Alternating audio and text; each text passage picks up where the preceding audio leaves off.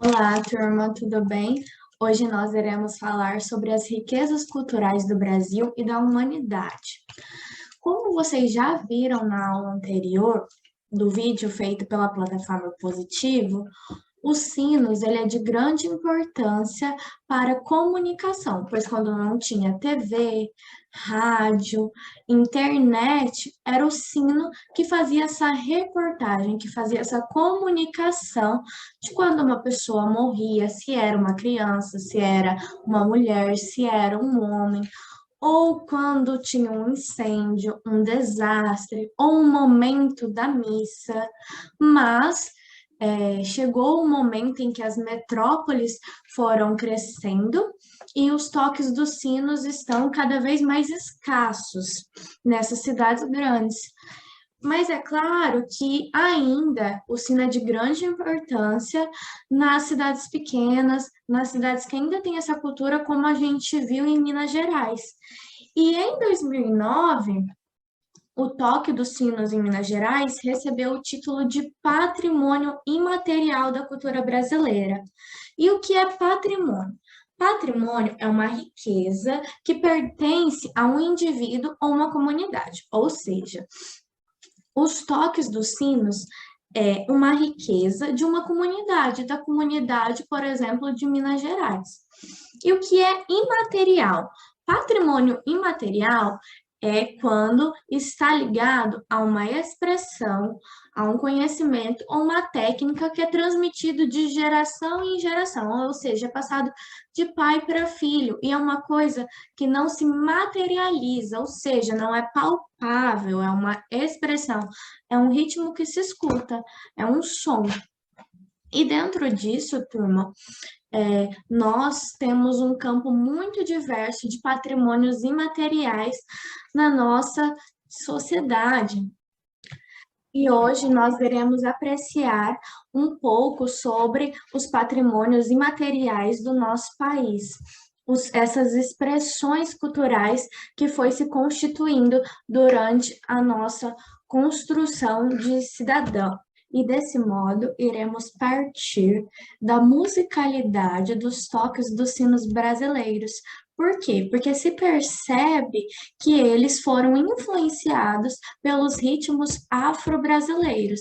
E assim, muitos sineiros dizem que percebem o toque semelhante ao da capoeira e ao de rodas de samba. Iremos começar assistindo um vídeo sobre o maracatu. O que é o maracatu? O Maracatu Nação é uma manifestação afro-brasileira que surgiu durante o período em que os negros eram escravizados.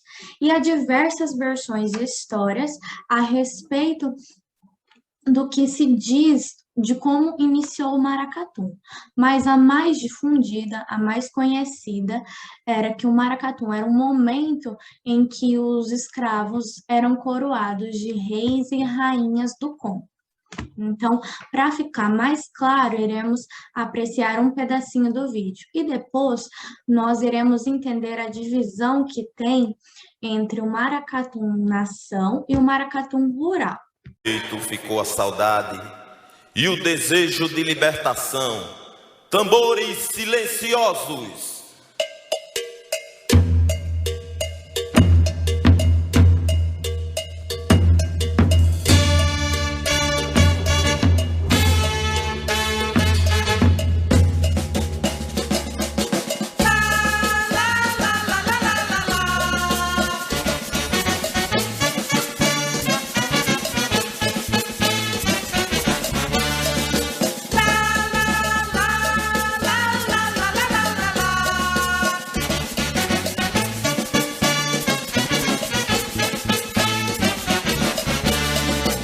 Senhora do Rosário, chegamos para a saudação, trazemos guardado no peito nosso canto de louvação, a dança molenga dos mares, a loa de lamentação. Reverência nos repartiram no vazio da escravidão. Silenciam-se nossos tambores, Senhora, pela nossa redenção. Qual foi a nação que chegou? Foi a nação estrela brilhante. Qual foi a nação que chegou? Todas as que a nação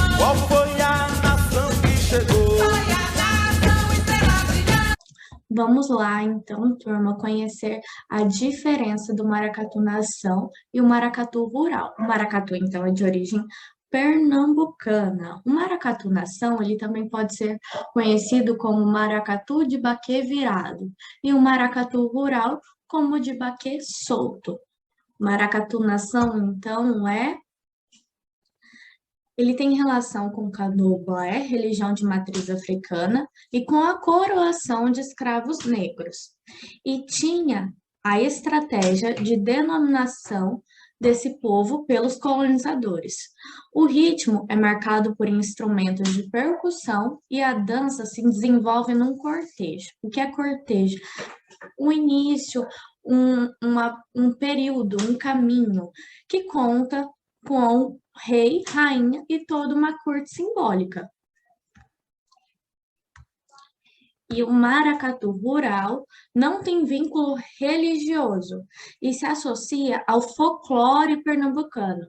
As personagens principais dessa manifestação são os caboclos, representados por trabalhadores rurais, que com as mãos cortam cana, lavram a terra, carregam peso, bordam suas fantasias e tocam o ritmo acelerado da música.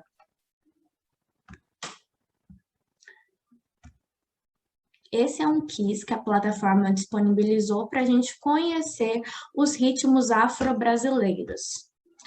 Aí temos o jongo, que foi trazido pelos escravos angolanos e é considerado um dos ritmos que se originaram o samba. Também temos o samba de roda, que é uma das manifestações mais importantes da cultura do nosso país. E essa expressão musical, coreográfica, poética e festiva é muito presente em todo o estado da Bahia, mas principalmente na região do Recôncavo. E alguns historiadores dizem que esse samba de roda baiano foi um dos ritmos que se originou, então, o samba carioca, o samba do Rio de Janeiro. Temos o coco, que também é uma dança típica das regiões praieiras, que é conhecida em todo o norte e nordeste brasileiro.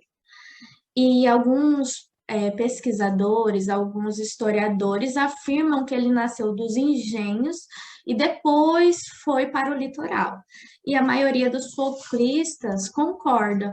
É porque isso, gente, é passado de geração em geração e pesquisadores também estudam essas manifestações que acontecem na comunidade e por isso às vezes tem essas divergências de opiniões e abundância de histórias, literalmente.